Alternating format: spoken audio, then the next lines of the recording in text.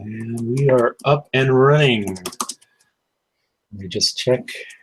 All right. Nobody on here yet, though.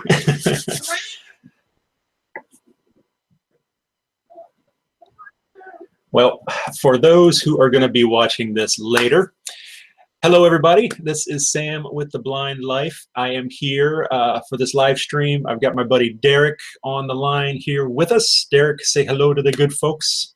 Hello, everyone. Glad to be here. So thank you very much for tuning in.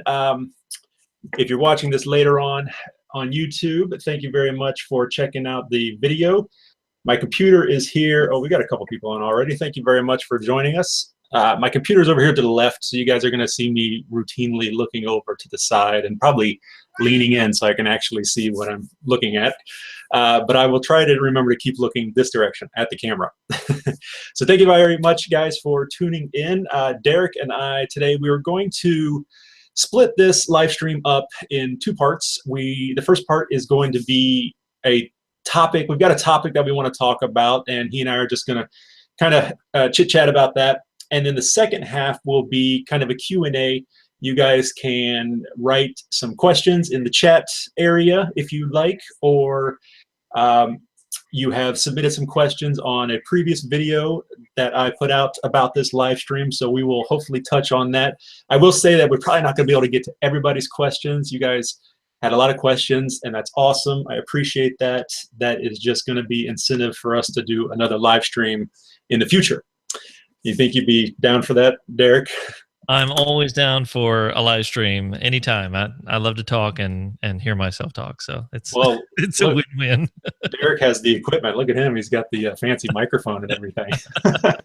Yes, which I spent way too much money on. So. Wow. Boys and their toys. That's right. That's right. So let's get started, Derek. So the topic that I wanted to discuss with Derek, a lot of people have asked me this over the years, and it's come up a lot, and that is the debate about when to divulge your vision impairment to a prospective employer. Do you do it in the interview process, or do you wait till after you've gotten the job? And Derek, you can correct me if I'm wrong, but I think as part of the ADA here in America, you don't have to divulge it. There's no law saying you have to tell them right out of the gate that you have a vision impairment. But you know, is that ethical? Do you wait until you've got the job? And so, well, let's get into it, Derek. What do you think? Well, I definitely have thoughts about it because I think I did a podcast episode about this, at least partially. And here's the thing. For me, I can't speak for every blind person because I've heard the horror stories. But for me, I would rather go in and tell the people up front so that they know what they're getting into. Because I would hate to be in a situation where I am working for an employer and on the first day I walk in and say, hey, I need these 12 accessible things done to my computer and I need lighting and everything. And they're like, wait, what? Because now they're required to do those things because of the ADA, or else they'll get sued. And so they're like, well, you know, so I wouldn't want to work for an employer who thinks that I lied to him, you know, from the start. My employee, you know, my relationship started with a lie.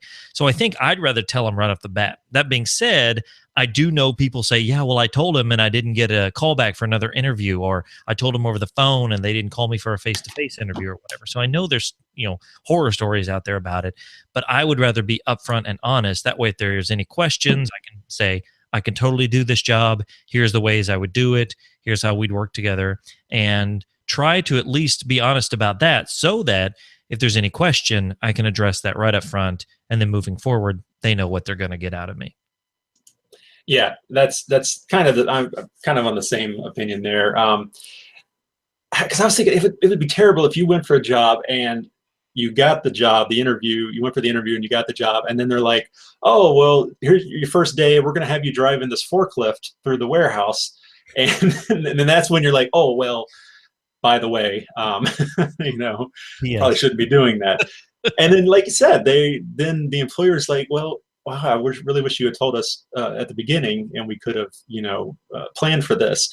I have heard on Facebook once, I read someone saying that they went for a phone interview, or they did a phone interview, and they talked with someone, and the person really liked them, and then I believe, the interviewer needed to send it over to HR, and they called back, and that's when they found out that the person was visually impaired, and then it kind of fell through at that point. They said, well, I don't think we can, do anything with you, and so that's just an unfortunate situation that maybe could have been avoided if they had mentioned it at the beginning. Yeah. I mean, I know people will say, well, I don't want to be, I don't want to not get the job because I'm blind. I'm like, well, that's discrimination.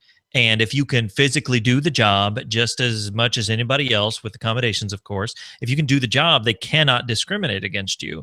And so if they say, well, we can't work with you, because of this, press them and say, well, can you tell me why? So, if I was applying for a truck driver position, well, obviously I can't do that job. That's not discrimination. They say you physically cannot do this job. But if I can, and they still don't hire me if it's based on my visual impairment, which most jobs can always come up with, well, Joe was more qualified than you, and that's another story. But they cannot discriminate against you. So press them on that issue if that's the case. Don't worry about being discriminated against. Yeah. Hopefully nobody's going to be applying for airline pilot or something. Part of me really wants to just like go in and be like, no, it'll be fine. My guide dog knows where he's going. And yeah. I actually was just recently talking to a coworker, and I think I'm going to try and get that for a blind challenge video. Apparently here in the town I live in, you can go to like pilot school at the local airport, and you do some school classroom studying, like an hour in the classroom, and then they take you up in the plane and let you fly a plane. Like blind people? Well, I don't know. I'm gonna check it out. I want to try. I feel like they would say, "I'm sorry. Did you know this was flying a plane?" Or and I say, "It's discrimination. You can't say no." It's discrimination. But it's you're in the pilot is there with you, the instructor's there with you at all times, and they have the hand on the stick, and I'm sure so they could grab it if something started to go wrong. But I've played a lot of video games. I think I'd be fine. Yeah, I'm not sure I want to ride in the plane with you, but I think you should totally go for it. Get on the intercom, talk to the passengers. Oh, by the way, guys, I can't really see very well. It sounds like a good blind joke coming to life. Like that's Yes, I'm going to try and make that happen. And we'll all watch it on your YouTube channel. Yes. Well, Derek, have you ever gone to an interview and had to let them know up front, or have you ever been in a situation like this? I've never really been in a job interview situation like this. When I lost my sight, I was working for, I worked at a theme park for a few years, and I actually lost my sight in the middle of the summer. So they already knew about it, and I was still able to do my job. And then the next job I had after that was at a church. I was in ministry, and really wasn't an issue because I knew the people. And so I've always had either known the people I was working for, or learned about it before I went. So I've never walked cold into a job interview and said, oh, by the way, I'm blind. So never had this. I guess I've been very fortunate in that regard. Yeah. I've always been upfront every job I've gone to. My very first job was working at a Subway, making sandwiches. I was a sandwich artist for about a year. And then I got fired, and they said it was because of budget cuts. But I'm like, at a Subway? Come on. What's your budget? I know. And they claimed that it was because I was the last hired. But still to this day, I wonder, is it because I couldn't work the register? I couldn't do the job 100% like everybody else. Right. So, but I don't know. I think those kinds of things, it does make you wonder, because like I said, even if they say, well, we're not hiring you because we've had 5 other candidates and this one had, better qualifications, that could be true, but you're always going to wonder, yeah, but was it because I'm blind? Is that what it was? And even if they're like, not at all, there's always that in the back of your mind, like, oh, I shouldn't have told them. If I just not told them, I could have got the job. And you don't know that, but it's always kind of in the back of your mind.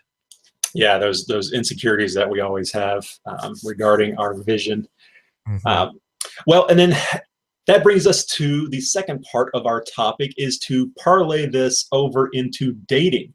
I recently saw someone on one of the videos, or Facebook somewhere, I forget, but they were asking about, do you tell the person up front if you like meet on a blind date? Do you just like, hey, let's get it right out of the way here, lay Is this really a everything blind on date? the table? You know, what do you think about that, Derek? In I those think situations. I think again, you probably need to tell the person because, I mean, not to say you're going to date this person once and then you're going to marry them, but as things progress, I mean, if they say, if you're like, hey, what time are you picking me up? Like, I'm not picking you up, like, they're going to have to do some extra things. And, honestly, if you tell somebody you're blind and they're like, we can't date, you wouldn't want to date that person anyway. So at Yeah. least it's a good barometer of people like, okay, but their life is going to change. I mean, for your wife, for my wife, like they had being sighted supporters, as I call them, they have things that they have to do, like, for example, driving everywhere. So a person needs to know what they're getting into right off the bat, I feel like. Now, that doesn't mean you need to come out the gate and be like, by the way, I'm blind. You're probably going to have to read the whole menu. You're going to have to make sure I don't, have food on my shirt. You don't have to freak them out, but I do think they need to know. And I think that's almost, it's common courtesy, because if they do something and you don't notice, they're going to take it a certain way because they assume you're sighted. And it's like, actually, I just can't see. So if you don't comment about something, they're going to think it's weird. So I think it's important. I think it's just, kindness at the end of the day. Yeah, yeah, I agree. When I did my interview with Casey, for How Casey Sees It, we talked about the same topic, and she basically said the same thing. And I agree. It's because it is, if that person decides to get into a relationship with you, that's a big commitment. That's a Yeah. lifelong commitment. Yeah. And it goes both ways, of course, but they are going to be carrying the lion's share of it, as far as, transportation and reading the mail and reading menus and reading the subtitles in movies and everything. It's funny. My wife, actually, she's gotten so used to it. Like, now that a lot of movies and TV shows have audio description, we'll use that when we can. And Mhm. she'll still, out of default, just kind of tell me things. She'll be like, it says this. I'm like, I know. Or I will say something because it'll be, a few seconds ahead. And I'll laugh, and she'll be like, oh, it says, I'm like, yeah, I got this earlier. And she's like, oh, okay. But yeah, I mean, you're definitely right. I think people need the opportunity to know, what they're getting into. And it's just something, I think it's an upfront thing. It's kind of like, if you have something that is important enough to say, you need to tell them, and then you can move past it. It's not always going to be about your blindness. Like, it's not always going to be, I think one of the things I was thinking of, a little bit, maybe broaden the topic here, but I was speaking with a young man who was he's in his early 20s. And he was talking about how he was so nervous about dating now because he lost his sight when he was about 18, 19. And he's like, going out and dating is going to be hard because, I can't drive anywhere. It's hard to get a job and make money and things like that. And so I was telling him, I was like, how did you think about dating before you lost your sight? Like, what would have made a good spouse? And it's like, well, and he lists off a few things. I'm like, none of those were sight related. So now that you've lost your sight, all you're thinking about is the sight part. I said, look, that's not how you're defined. So when you meet, you might have to bring that up and talk about it. And it might, be part of the conversation for a little while, but eventually it'll just be the thing, and okay, and we'll move on. So I think that telling people, it's not going to be the whole thing, like, well, we've been married 12 years and all we worry about is me being blind. I don't think that's how it goes. It's just something, it's consistent. It's going to be something that comes up, relatively normally, like your wife having to drive, but it's not something that's all you talk about. But I do think it's important enough to bring it up, at front. Yeah, yeah. I was visually impaired when my wife and I met, and all through our dating and married, and so it is possible Yeah. to find somebody. Did you, not to get too deep into your relationship, but did you meet her and like, hi, I'm Sam, I'm blind? Like, how did that, how did that interaction happen? I'm perfectly happy to tell the story. I actually put an ad in the paper, in the singles. Oh, wow. This was Yeah. back in 1972. Back when Yes. And the paper boy brought the paper to the door. Yeah. And I actually titled my personals ad "Love is Blind," which is cheesy, I know, but I was in my 20s, and that's the way it was back then. And so I was somewhat upfront, even right there, and I definitely told her, right away. We talked several times on the phone before we met in person, and so she knew. Yeah. I've always been trying to be honest with everybody about it. Yeah. And now she has a tattoo on her arm that is a lady with her eyes covered by, it's not like a bandana, it's more like a kind of a silky I don't know, scarf or something. Yeah. And then in very nice script underneath it, it says "Love is Blind," and Oh, neat. with roses and stuff. Yeah, the lady did a really good job on it. So That's cool. it's come full circle. Yeah. Had she had any interaction with blind people prior to this? I don't think so. I don't think so. Yeah, that's really interesting. Just, I mean, I think we assume like, they're not, they're not going to know what to do, or it's going to be too hard. It's like, my wife, of course, we were dating at the time when I lost my sight, and so she knew me, pre-sight loss and then after. But she just went along with it, and she figured it out. And I think, for your wife, it's not like it was like, well, what are we going to do? How are we going to figure this out? You just figure it out and you do it. So I don't think it's as big a deal as we think it is. It's a much bigger deal in our minds before we actually do it, and then once we tell them and we move on, like, oh, that's not that big a deal. Yeah, I think it's like everything with our vision impairment. We make it a bigger deal in our heads than it really is, than it really needs to be. Rachel just said that she had never had any interaction with visually impaired people before she met me. Interesting. And oddly enough, she still wants to meet other people. So I haven't ruined it for all blind people yet. She likes a challenge, I guess. Yes. Well, going back real quick to what you said about the audio described movies, Rachel had told me that she's gotten so used to it now that she'll even, if she's out with friends going to see a movie, she'll lean in and say, read the subtitle, and the friends are like, what are you doing? She's like, oh, sorry. Force of habit.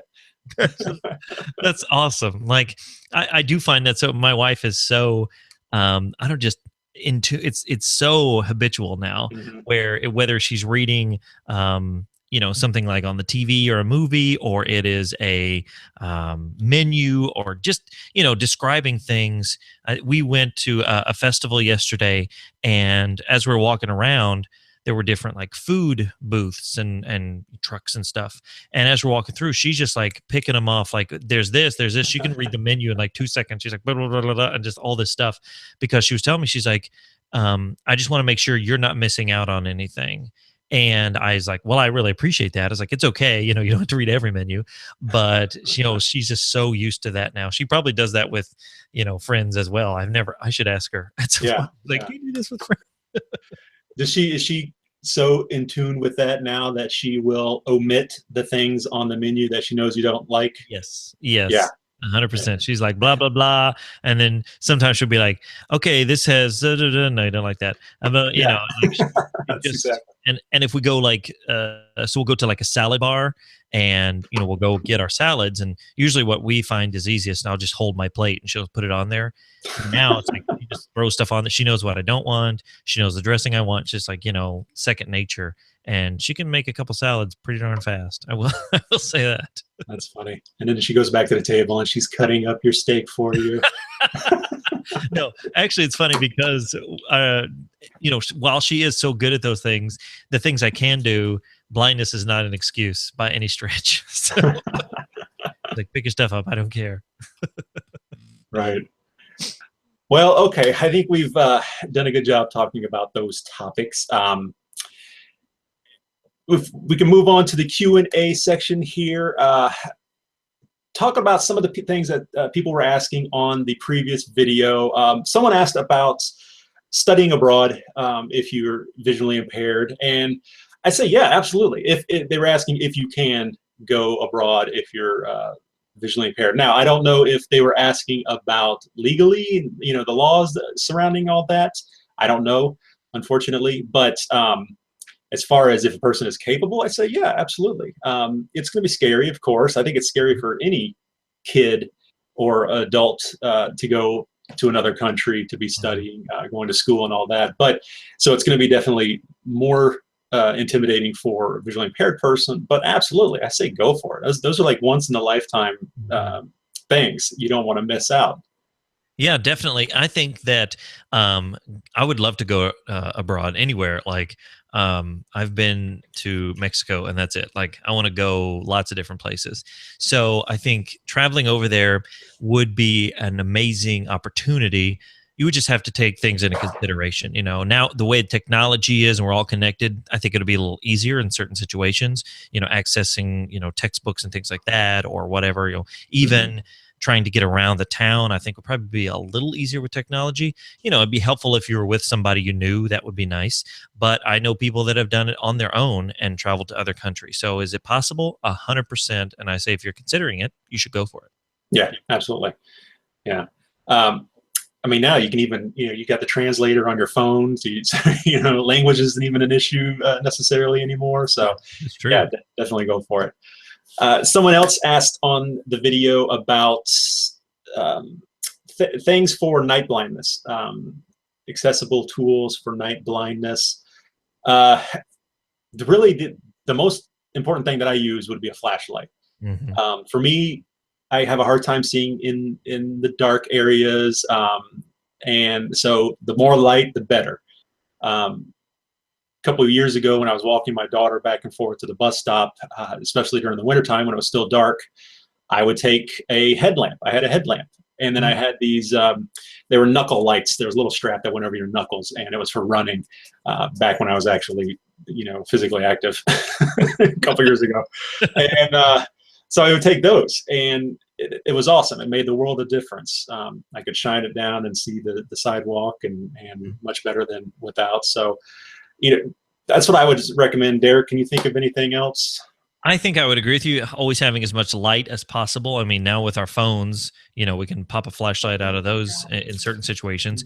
But I also would think that you want to make sure to have something for people to recognize you, whether it's, something that's reflective on you, something that's, I remember when I went to get my guide dog, they made us wear these like orange vests with like reflective tape on them, which I'm not suggesting you have to wear one of those, but something. So not only are you being able to see a little better, but people are able to see you, whether they're driving or riding or something like that. So having lights and other things that reflect for people to see, that way you're not getting run over by a car in certain situations, because car versus man, car wins. Yes, every time. Okay, well, let's go to the chat. We've got a lot of people asking questions. So my wonderful wife Rachel is manning the chat lines. So how nice. First of all, we should say that there's a lot of people in there, and they're doing a great job of talking to each other and getting to know each other, which is kind of cool. Oh, good.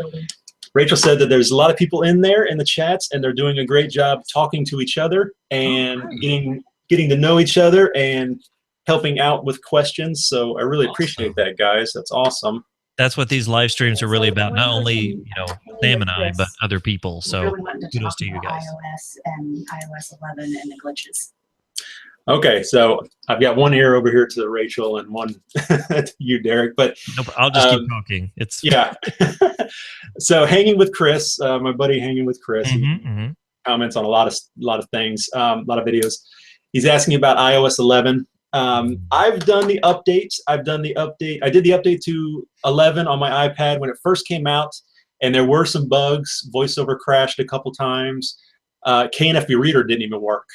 The first time I launched KNFB Reader after updating, it crashed, and I was thinking, oh no, what have I done? Because I use that all the time. But they've done 3 updates since then, and I haven't had any problems since the first or second update after 11. What about on YouTube? iOS 11 with YouTube. iOS 11 with YouTube. Yeah. I haven't had a lot of glitches. Okay, I haven't practiced or tested that out very much. I usually watch YouTube on my phone, which is the Android.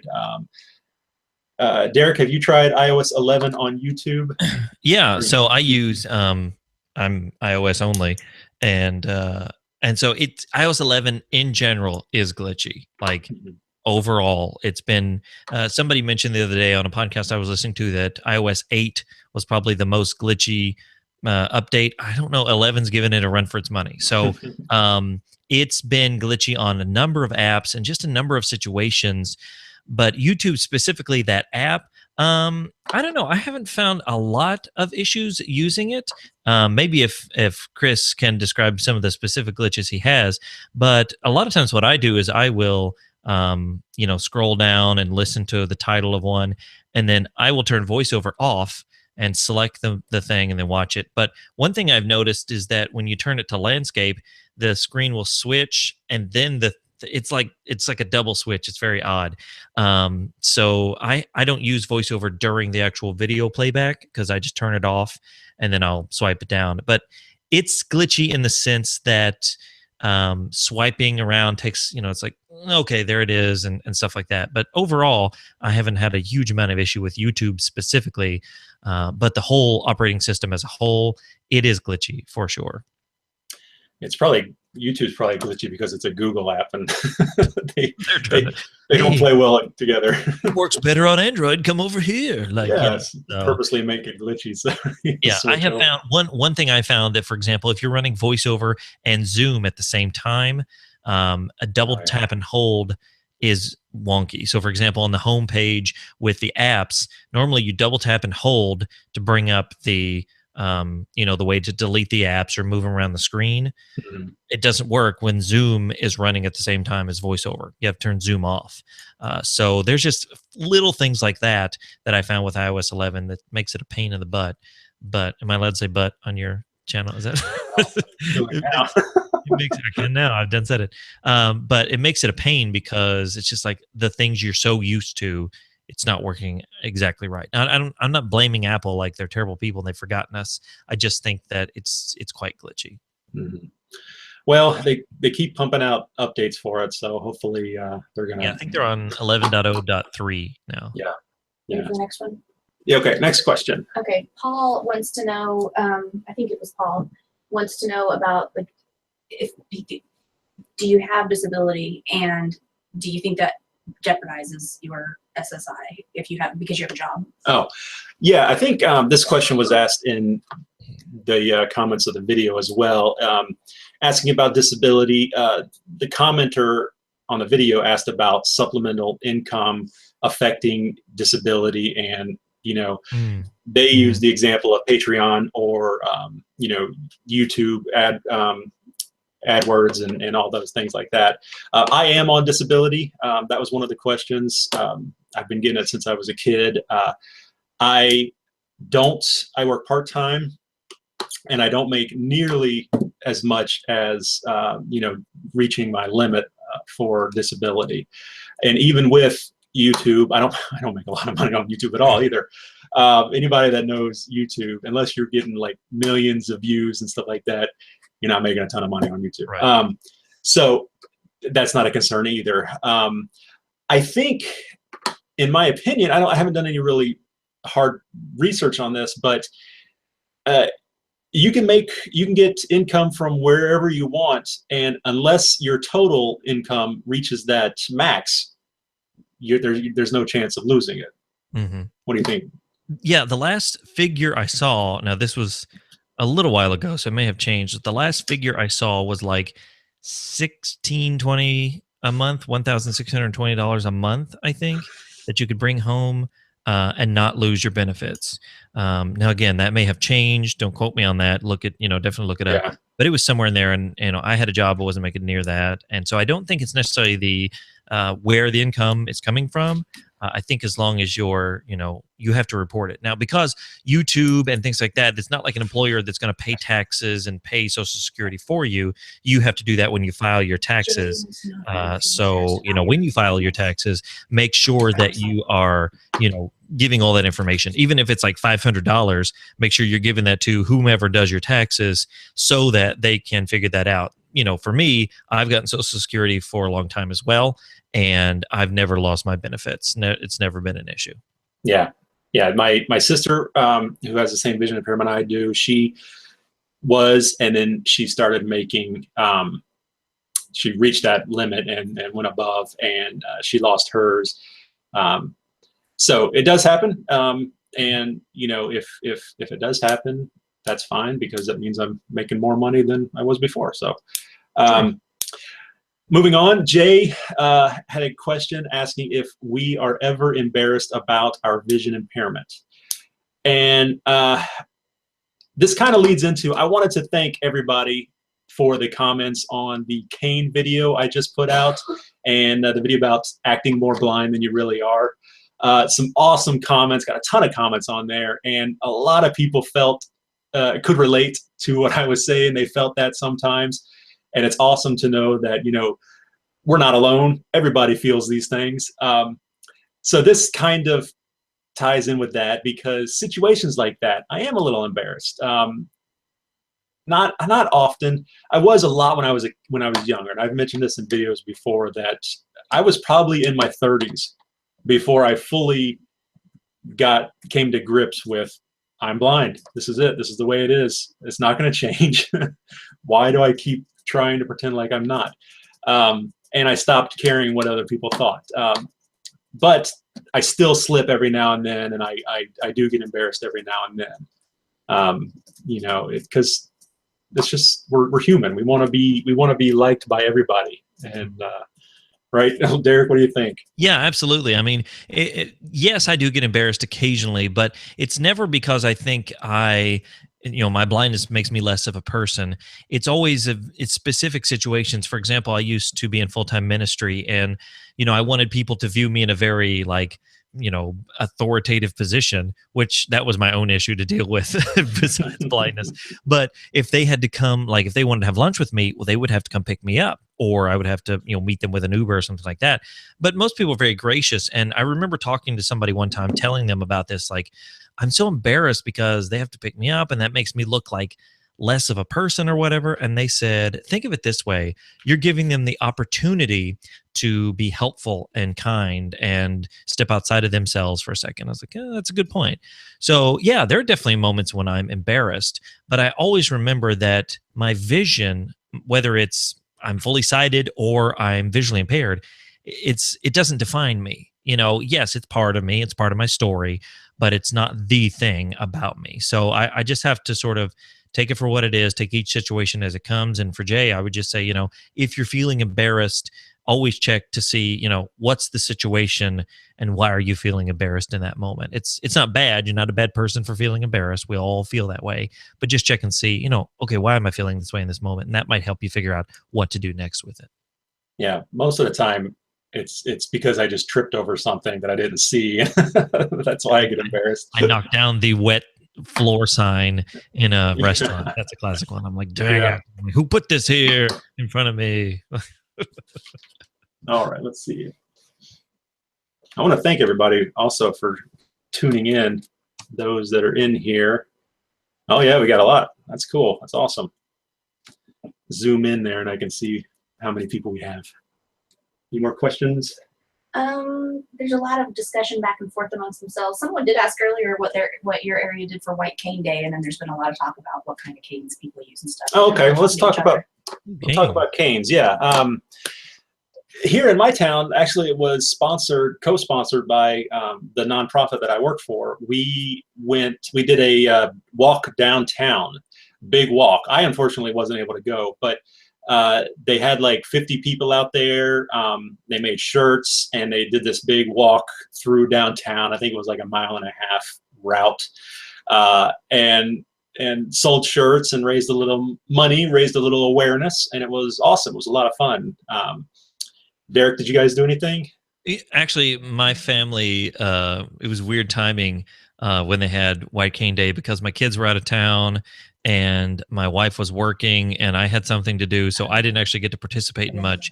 But a lot of times on my channel, which if you're familiar with my channel, if you're watching this live, I deal with people that are struggling with their sight loss. They've just gone through sight loss recently or whatever the case is.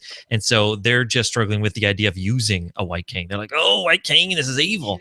I think white cane awareness is important. And I think, whether it's a walk or whatever the case is, I think that's really important to say, you know what, it's just a tool, that we have in our toolbox. And I know that Sam's talked about that. And there's a gal, How Casey Sees It, on YouTube, and she's talked about how, just using the white cane is just a tool. So it's one of those things that definitely we need to take advantage of whenever we can, because if you can use it, you should, if it's helpful to you, no matter what you think other people will think about it. Yeah, that's absolutely true. A lot of people are also talking about canes. This has sparked up the conversation about canes, and so let's talk about that a little bit and touch on what you said, Derek. That I mentioned this in a couple videos that I was inspired by Casey.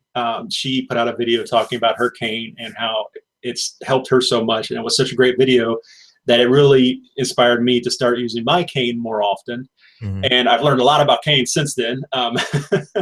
How that there's different kinds of canes, and I didn't know that before. Mm-hmm. I did mobility training, a little bit of mobility training, which was terrifying. And the guy took me, we walked around my neighborhood a couple times, and which was familiar and it was safe. And then he's like, okay, I'm going to blindfold you and I'm going to drive you to the mall, and you can't take the blindfold off. And then I could kind of tell by the turns what part of the mall we went to, and he said, okay, I want you to find this particular store, which was at the other end of the mall, and by myself, blindfolded. I couldn't take the blindfold off, and he just left.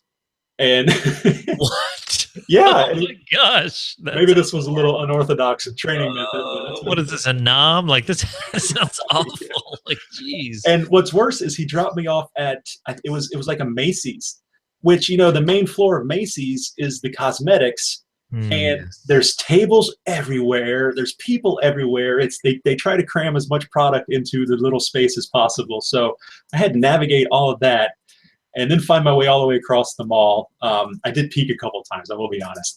Oh, but I would have taken that thing off until I got to the end and shoved it back on real quick. Yeah, but it was good. It was a good, no pun intended, it was a good eye opener of what people have to go through.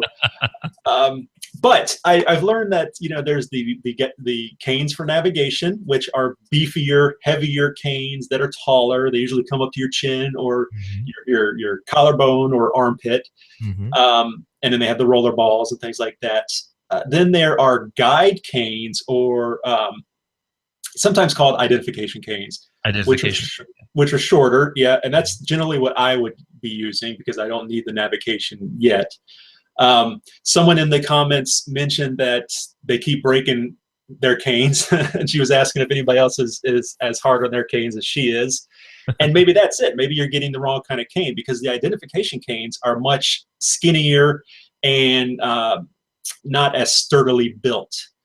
And so maybe that's the problem. And then Chris, hanging with Chris, also asked where to get a good cane and not have to pay an arm and a leg. And I actually just, with my work, just spoke with a company that has canes, and they've got ID canes, because that's what I was looking for I think $26, and a variety of tips. They have a roller tip, they have the pencil tip, and then there was another one that she said was about the size of a robin's egg. And the smart aleck in me is like, how big is a robin's egg? I don't know what a robin's egg is. A robin's egg. I deal with him every day. I know. Yeah. Yeah, I grow robins all the time. 3.4 centimeters. All right. Yeah. No. So that might be an option. I can't remember the name of it right now, but I will find out and put it in the description of this video when I do find out. Derek, do you? There's always Maxi Aids, MAXI aids.com. Independent Living, I think, is one. IndependentLiving.com, I think. Those are a couple of places. Always ask the Association for the Blind in your area, or if you have a mobility instructor, they'll probably be able to direct you on the right path as well. Yeah, but there's lots of canes. Like Sam said, there's the navigation, the identification. I learned recently that if it has red and white, it's deaf-blind, and I didn't know that. So that's pretty interesting. So yeah, there's lots of different variations on the cane. Yeah, and lots of different places. I will say, I made a video that I got a telescopic cane, and I ordered it on Amazon, but it was sold by Maxi Aids, and the thing broke. Yeah. It broke just the other day. I was going to collapse it just like normal, and I don't know, maybe I was a little more aggressive than usual, and it got all jammed up. So now it won't open all the way, and it won't close all the way. And I called Maxi Aids today, in fact, and they put me in touch with the manufacturer. They gave me their number, and I'm going to try and call them tomorrow, and hopefully they will either replace it or refund it. So I haven't had it that long. Yeah, I remember I have the, collapsing cane, and I was speaking with my mobility instructor, and I said, oh, those telescopic, that'd be cool. And she's like, they break pretty easily. So, and especially like, you're going around and you'll hit something hard. And she said, I've seen them like pop back in, and it's like, I broke one of my canes because I got stuck in a sidewalk, and I was moving, quickly forward, and I just couldn't stop my momentum, and it snapped one of the parts in half, and it was like, well, dang it. So that definitely happens from time to time. So you want a sturdy cane as much as you can. Yeah. I found that out shortly after I got the cane, and I made the video that it does, as you're walking along, it will collapse on itself, and it is kind of a pain in the what. Yeah, thanks a lot, Daredevil. That's another reason I wrote a blog post one time called "Why I Hate Daredevil." That's just another reason. Let's see. Any more questions? You might want to ask if anyone has any other questions. That's all I saw. I could have missed one. Let's see. Let's check how we're doing here. Does anybody have any questions? If you guys have any questions, it doesn't even have to be about accessibility.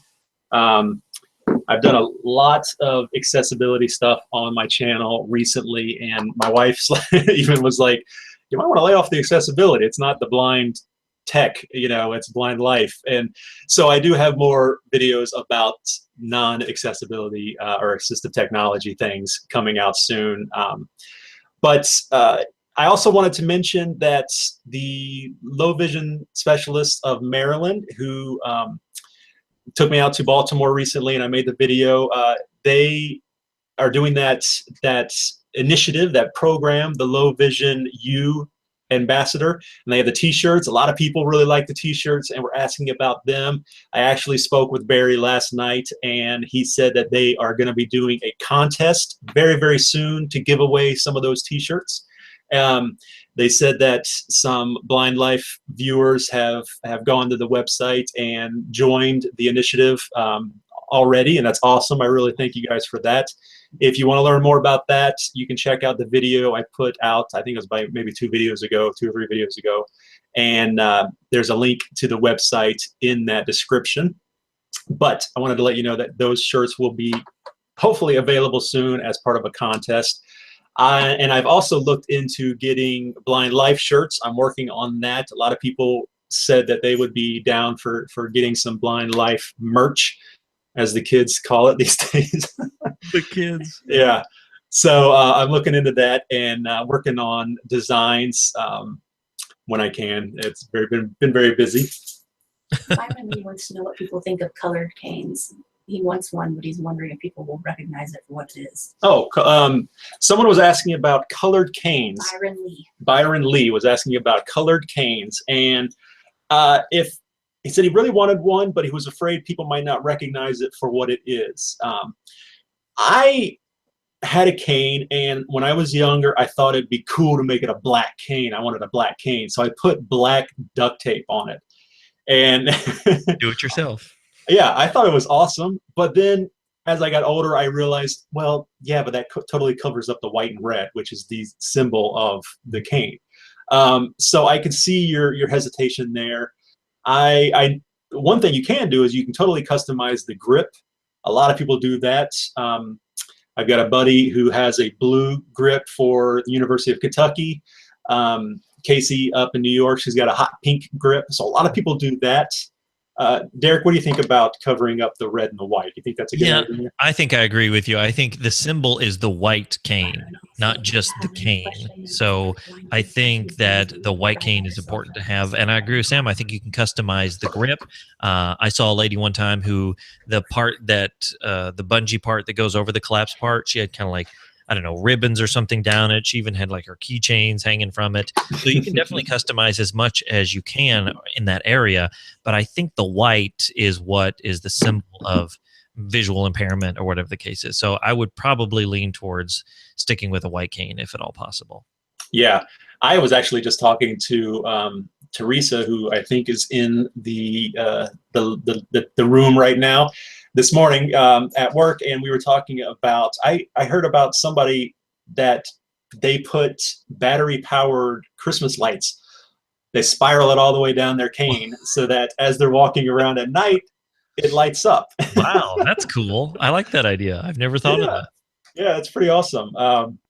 It would be kind of in the way, though, I think sometimes, unless you put them on and off as you went out at night. But you know, definitely the lighting up. That's pretty cool. They should make canes light up. That's another. Yeah, I agree that there should be like, you know, illumination within the cane. And I mean, we were talking about night blindness earlier. Like that would be a great thing to have. You just pop it on, like, woo! I can see. This is great. Absolutely. Okay. What was that? About writing. Oh, yeah. Self-driving car. I think it was Brandon Lee also mentioned about riding in driverless cars. Derek, what do you think? Do you think if somebody said, if Google came to you tomorrow and said, it's ready, we're ready, here's your driverless car, would you feel safe riding in it? No, I would. And the reason I wouldn't is because of everybody else on the road.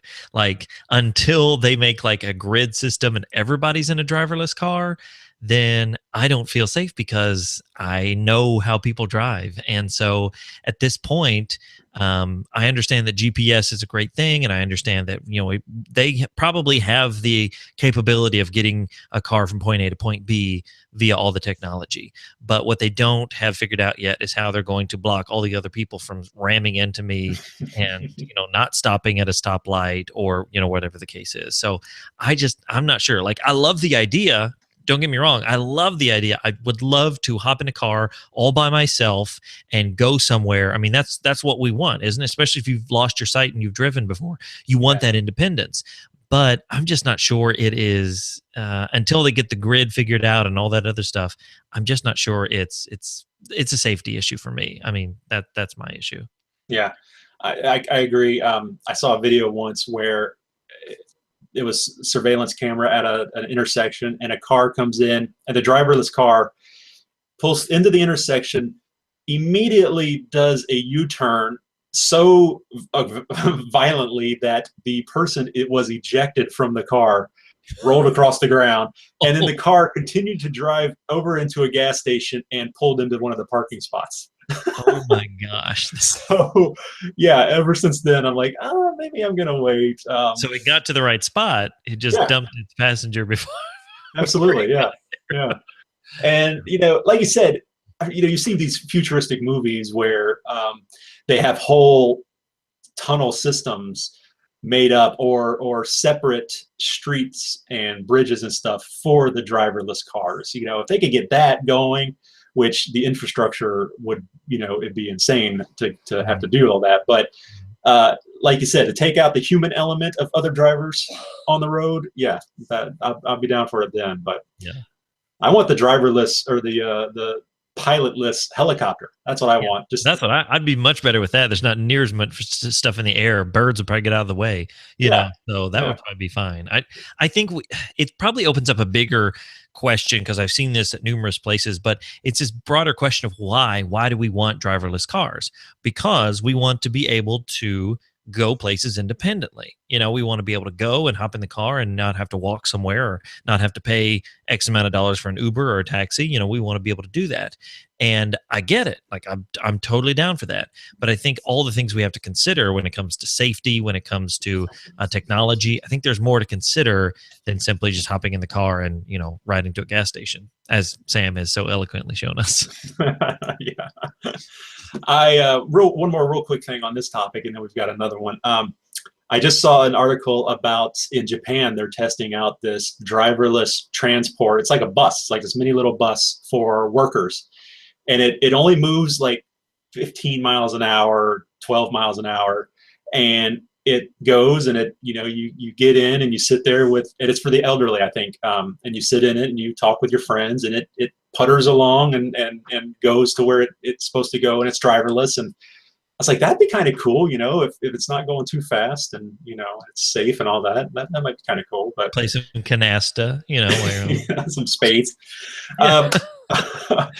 Someone asked what we miss most about our vision after losing our sight, what we miss most, other than driving, because that is by far, you ask anybody, that's probably the number one thing, is not being able to drive.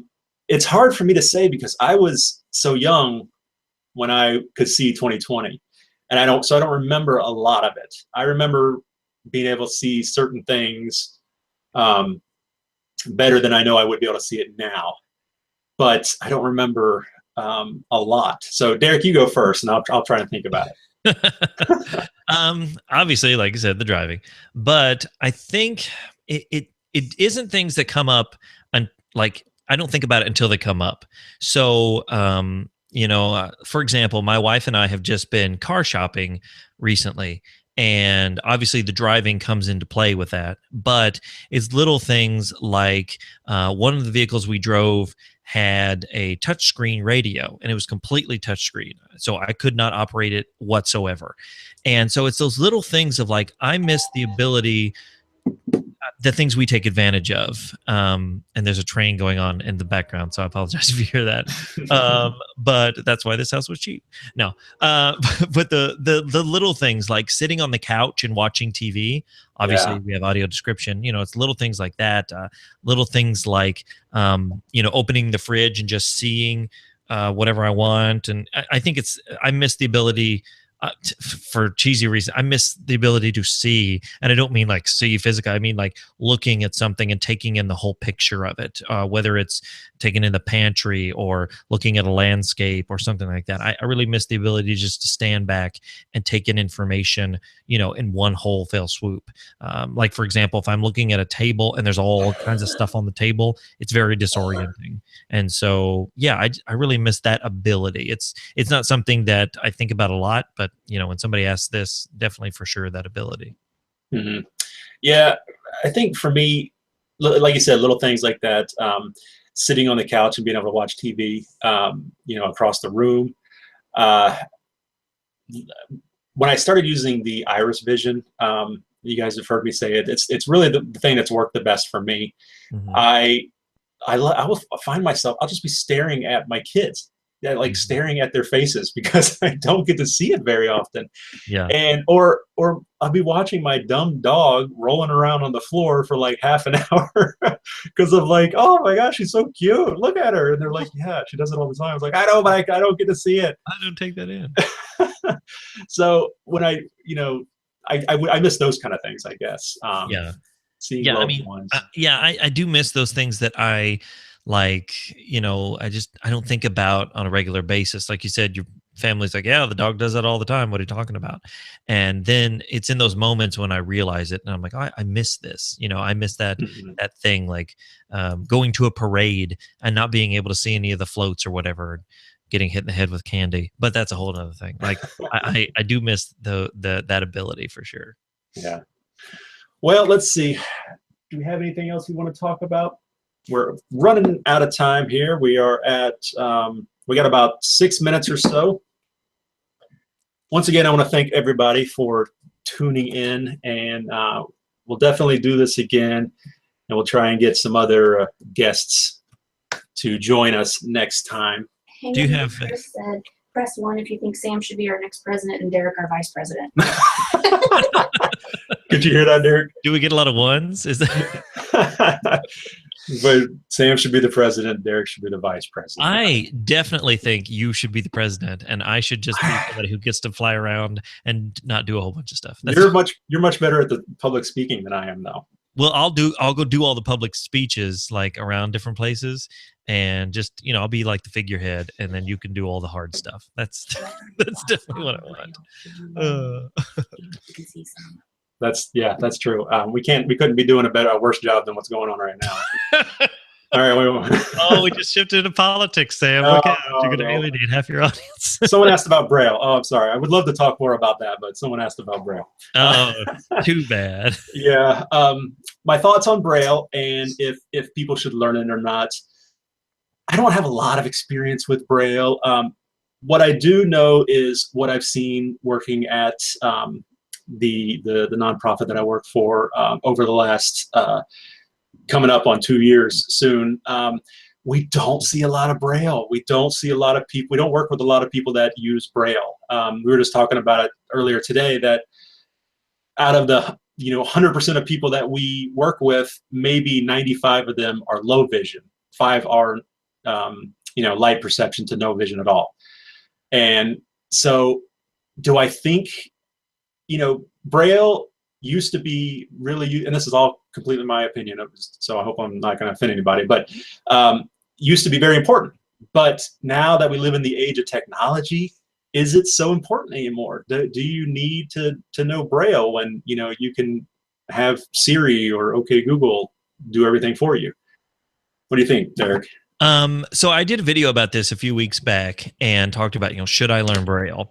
And the argument, one side you have people that are, like you said, Sam, we have technology, we have these things. What's the big deal? On the other side, you have people that are very adamant that children should be learning Braille. And if you don't know Braille, it's very, disconcerting and that sort of thing. My opinion of it is this. So I tried to learn Braille when I first lost my sight. And I will say this, especially if you go from sighted to blind, it's very difficult. I was telling my son this the other day, who is going on 12, and he was talking about the Braille, and I said, try to read this. I had something that was Braille, and I said, try to read this with your hand. He's like, I can't even tell. I was like, right. And it doesn't look like a P, or whatever the letter is. So it is very challenging. But I would say that just like a cane, it is a tool that can come in handy. And what I say to the people who talk about technology is, what happens if Siri goes down? What happens if your computer dies? What happens if technology is not available and you're in the dark and you're done? It's like, technology hasn't helped me in a filing cabinet trying to find a right file. So there are things that Braille would come in handy. I don't read Braille at this point, but I do think it would come in handy in certain situations. So, you got to give and take. It is a challenge to learn for sure, but I think it can be a very useful tool, just like a cane can be as well. Very true. Good point there, Derek. Somebody else was asking about service dogs and if you thought you would ever get a service dog. And Derek and I were just talking about this earlier. We kind of did a dry run of this, and we were talking about this very thing. Derek has actually had a guide dog once before, and I don't think I would ever get one. I have kind of a juvenile form of macular degeneration, so chances are it's never going to progress as bad to where I would need one. If it did, I would totally be game for doing that. But at this point in my life, no, I don't think I need one. And as I was telling Derek, I would just be getting a dog just to have a really cool, talented, smart dog, and that's not a good reason to get a guide dog. They are so incredibly important for people that need them that I would not be taking that resource away from someone else that needed it. But Derek has had one, and you said you thought about getting another one, but it didn't quite work out. Yeah, so I did have a guide dog. I actually got one about 4 months after I lost my sight, which I don't recommend people do. But I had a dog, and it was wonderful. I loved the guide dog. His name was Scout. He was an amazing, beautiful yellow lab. So I would say this: if you have vision that, like Sam and I, with maybe no central vision, something like that, your vision the best. And if you feel like you would start overcorrecting the dog, or you can get around pretty good on your own, maybe it's not something you need. But for me, I would say I probably wouldn't get another one. Like I was telling Sam earlier, I did try to get another one, but I just felt like, I had a little bit too much vision for the dog, if you will, which sounds weird. But, if you're a person who has a vision loss that you feel like a dog would be beneficial, I say go for it. And I can't say enough good things about a guide dog. The place I went, if it's okay for some quick promotion, the place I went was Leader Dogs for the Blind. They're located in Michigan, and you can go to leaderdogs.org, I think. And I've done videos about them. They're a great organization. They were super helpful. They have a great facility where you go there and stay for like almost a month. So be prepared. If you're going to get a dog, you're going to have to go. Most every place has this. You're going to go stay for about 3.5 weeks. You're going to train with the dog. I loved it. I would have lived there because, they knew what to do. They were so helpful. It was designed for blind people, so it's a great, great place. So if you're interested in getting a guide dog, Leader Dogs for the Blind. And if you guys have any questions about that, I'd be happy to, answer them. And maybe I'll do future videos about them as well.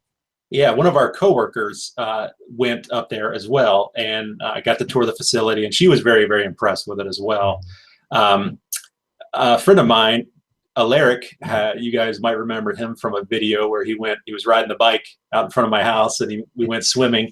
He just signed up with Seeing Eye, the original guide dogs. The original, yes, the one that started it all. And he's going through that process to try and get one. So yeah, I think they're amazing dogs. There's some good documentaries on YouTube about the whole process of finding the dogs, training them. There's one really good one about, I forget exactly which facility it is, but they put some of their puppies into prisons and have the inmates train them. And they said that those dogs, the dogs coming out of the prison, are some of the best well-trained dogs that they have in the programs. And it benefits the prisoners, obviously, also, because of something to take care of. So definitely, yeah, I recommend them as well. If that's something, it's a commitment though. You're taking on a dog, and it's not, it's for some time too. I have a real quick request. Someone wants to say hi. It's Skylar. You guys remember Skylar from some of the videos? Okay. Well, thank you very much, guys. We're going to call it here. It is after 8. Awesome job, everybody, for tuning in and helping out. We've got over 30 people in here. So that's awesome. Like I said, we're going to do more of this, and I've got the new webcam, so I'm set up to do this. And if Derek is game, maybe we'll have him come back too. He did a pretty good job too. It's all right. he's got the setup, that's for sure. I'm happy to be in your hands, Sam. Yes, and I didn't stumble or anything too badly. Usually, you guys would be surprised how much junk I have to edit out. That's what takes so long with making the videos, is editing out all the ums and the ahs and the pauses and messing up the lines. And yeah, 40 minutes of recording for a 5-minute video. Exactly. It is. That's very true. Yeah. But well, thank you very much, guys. Continue the conversation if you'd like in the comments to this video, and stay tuned. As always, if there's anything we can do to help, let us know in the comments down below. We'll do our best to help out. Go over to Derek's channel. Derek, do you want to give a plug? Yeah, definitely. If you want to know anything more, videos, blog posts, I do a weekly podcast called Life After Sight Loss Radio.